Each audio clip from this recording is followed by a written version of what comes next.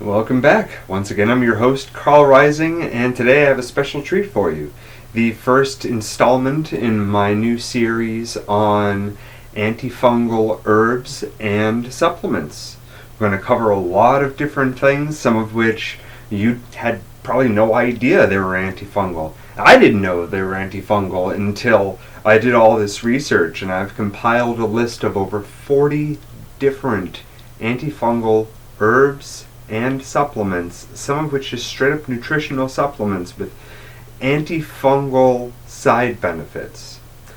And in this series, we're going to talk about all of the other benefits as well as contraindications for these different herbs and supplements. Today, we are going to talk about Spilanthes Acmella. Spilanthes, a slightly obscure antifungal herb, is also a broad-spectrum antimicrobial. So it kills a lot of different offensive bacteria and fungi. You know, those not so fun guys, those little microscopic microorganisms such as Candida, which is where we're going to start off here, really, talking about thrush and dry mouth.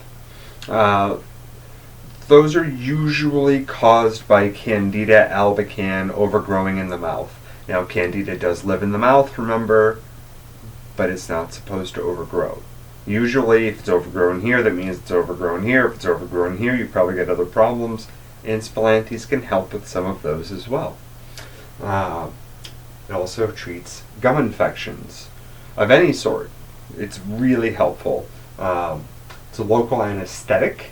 It's a numbing capacity to it, which is great for toothaches and on wounds. It's also an antiseptic, of course, so right on that wound it'll help with the healing of that wound.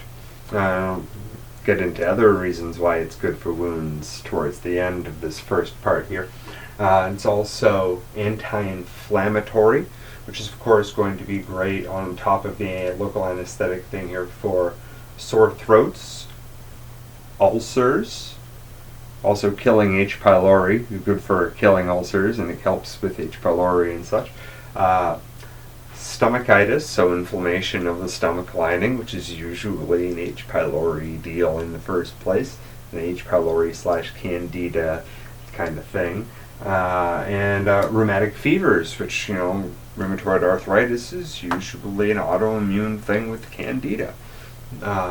Helps slow skin aging because it's a vasodilator, which is another reason why it helps speed the healing of wounds. If you can get good blood flow into a wound once you've stopped the outflowing of blood from the wound, then you're going to clean up the cellular debris in that wound and get good nutrition in there to help heal that tissue a lot easier.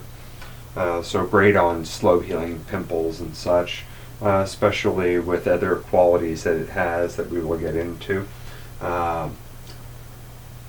It reverses parasite metabolic disease. So if you've been dealing with parasites and your metabolism is in the toilet and you can't gain weight, Spilanthes is going to be a really big assistance on helping getting your system back into building a little bit of mass.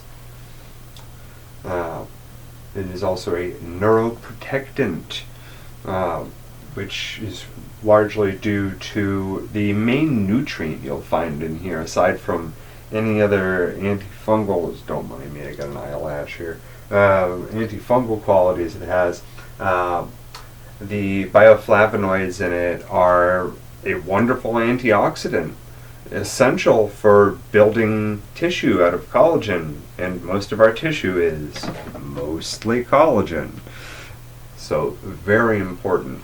It's especially important for the vascular system, with it being a vasodilator full of bioflavonoids. It's really good for someone with vascular problems. And another thing with the blood vessels, it is a blood sugar normalizer, which will help prevent damage from high blood sugar on your blood vessels. It is also great for clearing disease-causing mold out of the lungs, so it's great for the health of your respiratory system. It's a little bit of a diuretic, ever so slightly, because of all the vasodilating that it does. Just like horse chestnut's a vasodilator that'll make you pee because it'll help open up your ureter as well. Same thing. So that's a nice thing to use to say if you're passing kidney stones too. It's going to help you pee if you need to flush your kidneys. If you're dealing with a kidney infection, Spilanthes might be a good option to cover a few different bases: the swelling, the pain, the bacterial infection, and the flushing. So that's a handy little thing all in one little tincture there, which, by the way, that's probably the best way to take Spilanthes is as a tincture, because you can do so many things with it, and it's the best way to absorb anything. Back to the list of benefits. We're almost done with the benefits. I know I've been talking for about 6.5 minutes, right on the dot as I said that. So, promoting urination. Next thing is it's anti-malaria. It seems like kind of an obscure thing in today's day and age, but that depends on the part of the world you're living in. And if you are from a part of the world where malaria is prevalent and you have a touch of malaria that you combat, Spilanthes might be helpful. It'll also help kill a whole bunch of other things that your immune system might be struggling with. So, hey, another benefit here is it's a testosterone booster. It helps boost the production of testosterone. So it can give you a little bit more energy, make it easier to build a little bit more muscle, on top of that whole thing with it being full of tissue-building antioxidants and reversing parasite metabolic diseases.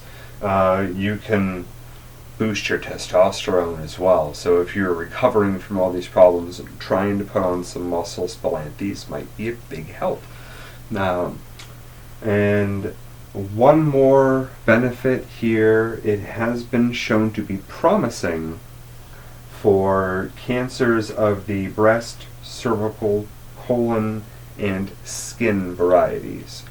Though antioxidants, especially important antioxidants like bioflavonoids that help prevent oxidation, would probably go a long way towards prevention of a lot of different types of cancers, as well as the proper circulation allowing for better detox of tissues, the anti-inflammatory qualities allowing for that as well.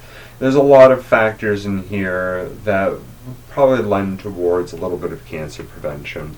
So Spilanthes has a lot of charms. It's really, really nice herb.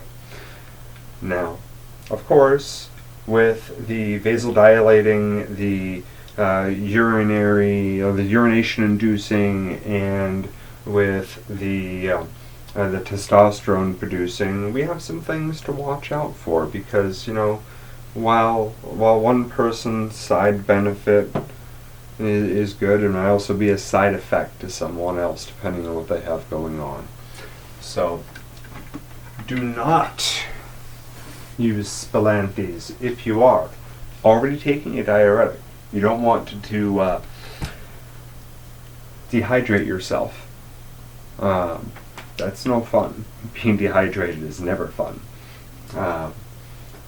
If you are taking a prescription prostate cancer drug, because it can mess with the function of the drug, and it's another one of those situations where it's just like with taking that diuretic, though the diuretic is a little bit more of a compounding action, but it's that whole thing of mixing organic chemistry with inorganic chemistry, and it's like, instead of supporting the body with nutrition and killing things and helping with good circulation and all that, with Spilanthes, the prostate drug would just be suppressing a function of the prostate, which is going to affect your testosterone levels, and healthy testosterone levels mean for a healthy prostate. And if there's a healthier prostate with a tumor in it, where the rest of that prostate is working a little better, that's going to throw off the effect of the drug. So it's like trying to,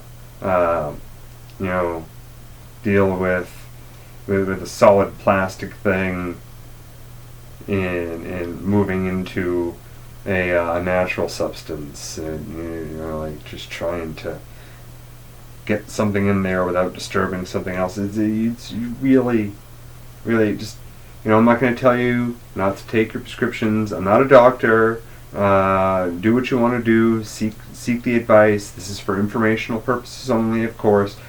But just don't mix Spilanthes with a prostate cancer drug, because that'll mess you up. And last but not least, because of this testosterone boosting, again, do not take it if you are pregnant. There's a delicate balance, especially at those moments there where you're trying to sustain a pregnancy, with your hormones. You don't want to throw them off. You don't want to have higher testosterone in a high estrogen necessity situation. Now, because it's a vasodilator, though, I'm also going to say don't mix it with other vasodilators or blood thinners. Really be very careful. So yeah, vasodilators,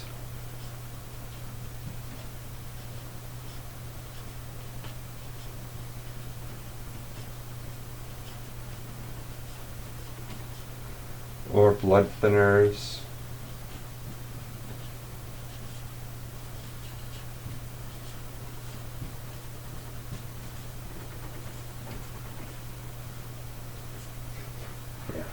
That's how that works there for the S down there, right? But yeah, be very careful if you're going to mix it with a vasodilator or a blood thinner. Just feel things out. Start with a small dose if you want, or if you want to use it for oral care. Put it in a little bit of warm water, swish, gargle, spit. That's still a use you can do with that. Shouldn't really upset your system as far as dilating your blood vessels, aside from in the mouth a little bit. Can't avoid it. Doing that, or thinning the blood, like that. But just don't go taking full doses of things that interact with drugs you're taking right off the bat. Alright, so that concludes the first of many videos discussing various antifungal herbs and nutritional supplements that have other side benefits that you probably didn't know of, and many of which you might not have heard of in the first place. So this is going to be a fun series, and I hope you all enjoy it very much. Thank you.